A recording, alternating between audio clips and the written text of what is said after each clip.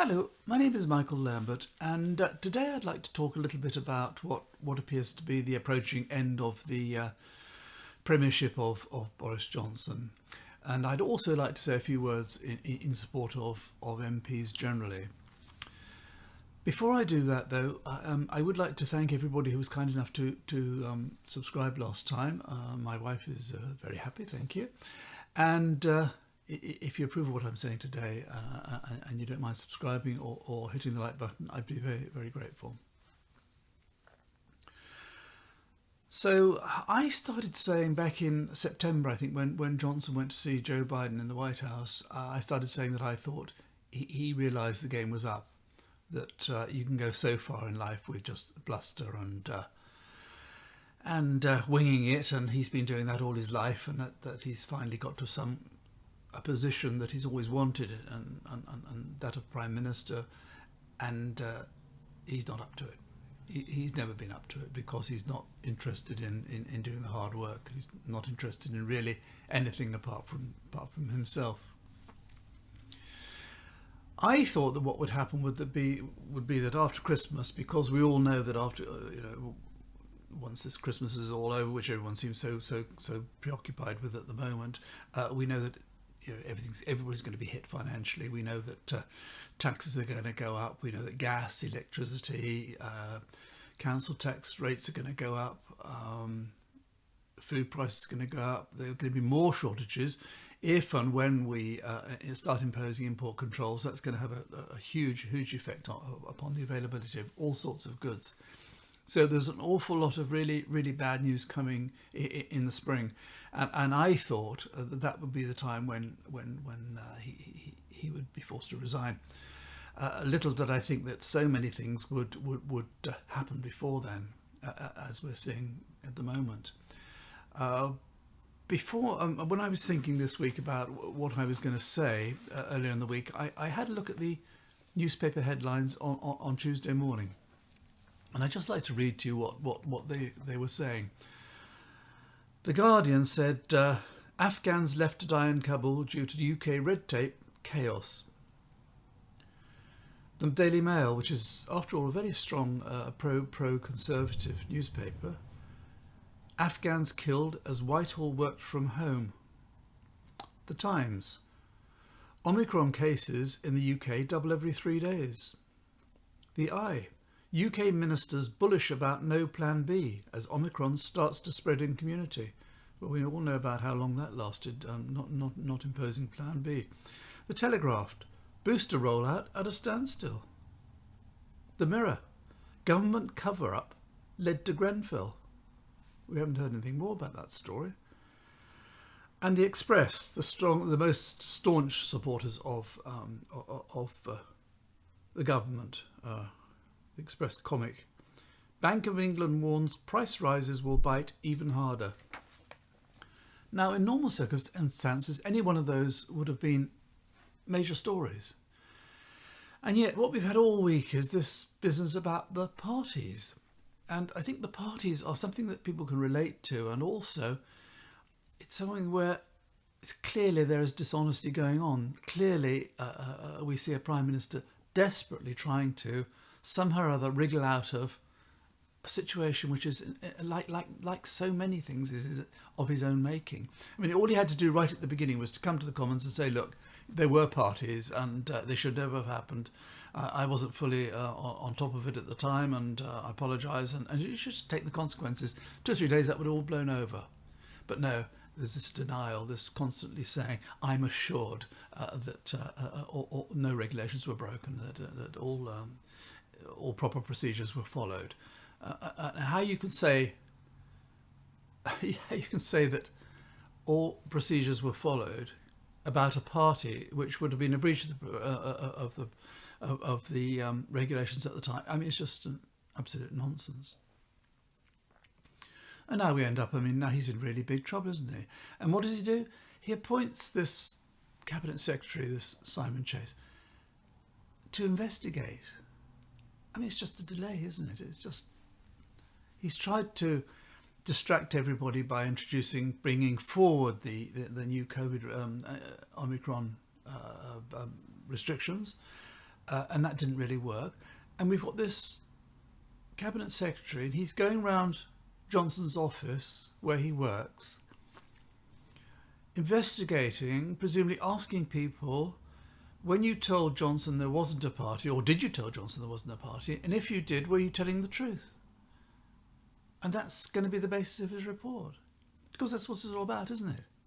Johnson says there weren't any parties, and if there were, they fell within the regulations, and now we've got someone going around to confirm all that. It was just absolutely... I mean, how stupid does he think we are? And I think there's a general problem here, and I think that story about the Afghans being evacuated kind of sums it up, really. And it's this, that at the head of government, the Prime Minister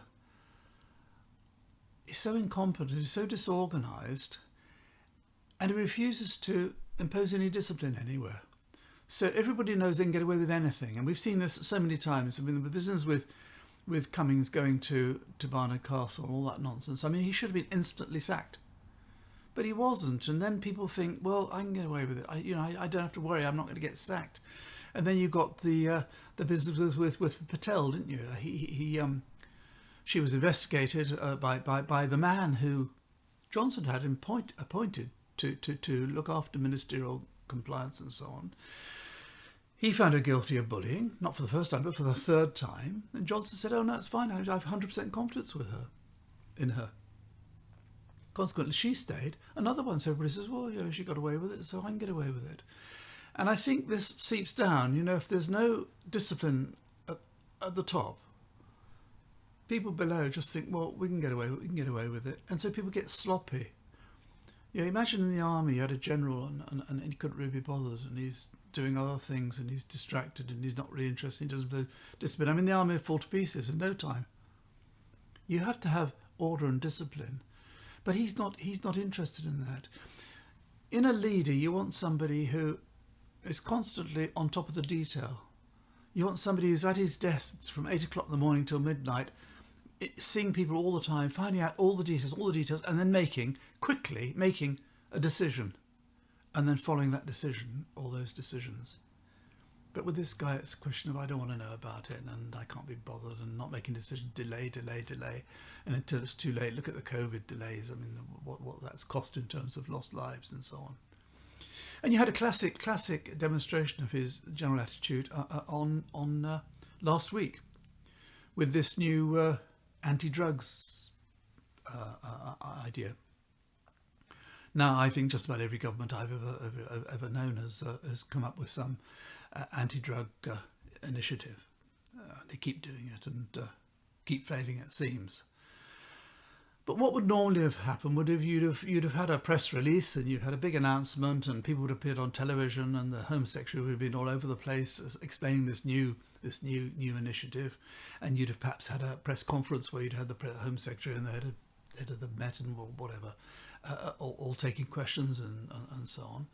But that didn't happen. That didn't happen because this is not Johnson's style. Because Johnson looks at that, he sees, a new project. That's a chance for me to get in front of the cameras again. Me to get on television. So what does he do? When he's got all these problems to deal with, so much to deal with, he travels up to Liverpool.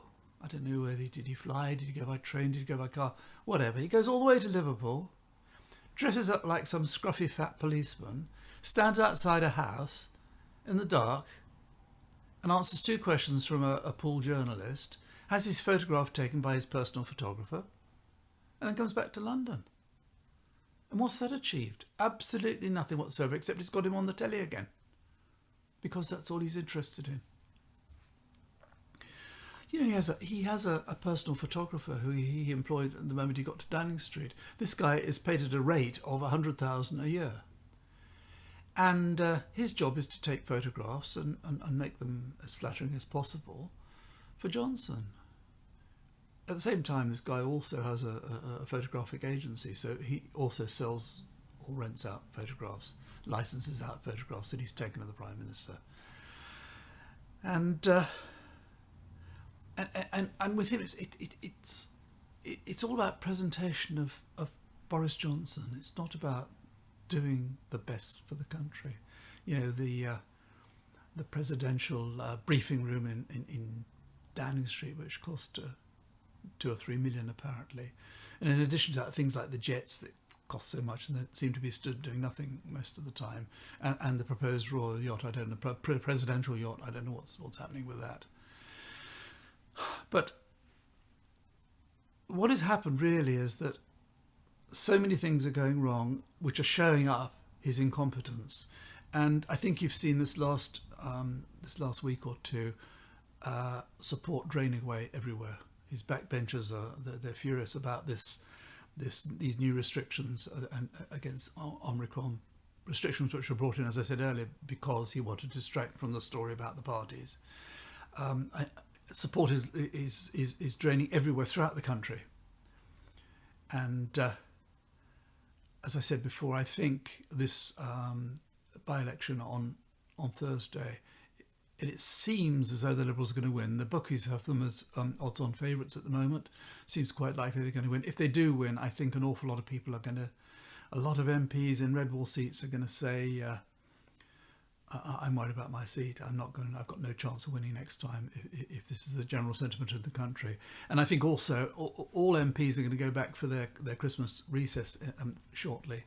And they're all going to be hearing from constituents all over the place that they don't trust the Prime Minister. They don't trust his competence or his honesty. And I think that loss of integrity, loss of credibility is going to hit everybody, and they're going to want to dump him. So I'm reckoning that immediately after Christmas there are likely to be quite a few letters going into the 1922 committee. But we'll see. Maybe he will struggle on, but I really can't see how he can struggle on much longer, especially, as I said before, given the economic hardship that's going to hit us all next year. Now, one of the sad things about all this is that this sort of incompetence, this dishonesty, it gives all politicians a bad name. You know, we've all seen people in the street being interviewed about politicians, and how often do you hear them say, "Oh, I don't trust any of them. They're all liars. They're all in it for themselves. They're all on the make. They're all trying to make money," and so on. And there is a general perception, I think, that politicians, the majority of politicians, are dishonest, and they are in it for themselves, and they are in it to make money. But it isn't true. And this is a great pity, and I think if you can't trust your politicians, it's really quite serious and quite sad. And I mean, just looking around the House of Commons at the moment, I mean, there's so many people who you just know are decent people, people who are clearly honest, and people who, I mean, all politicians, they like the sound of their own voices, they like being celebrities, and they like being on the telly and being interviewed and all the rest of it. They enjoy all that, I'm sure. Above all, I believe they are passionate about politics. And I think a lot of them want to do some good, they want to make some changes and so on. And their motives are all honest and decent.